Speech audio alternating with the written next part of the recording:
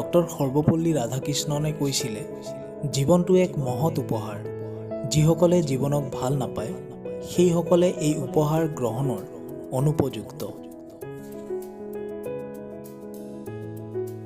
Napoleon বোনাপাৰ্টিয়ে কৈছিলে, তুমি ভালেই কৰা বা বেয়াই কৰা, মানুহে তোমাক সমালোচনা কৰিবই। সেই বুলি সমালোচনাৰ ভয়ত অকৰ্মণ্য হৈ বহি থাকিবা নেকি?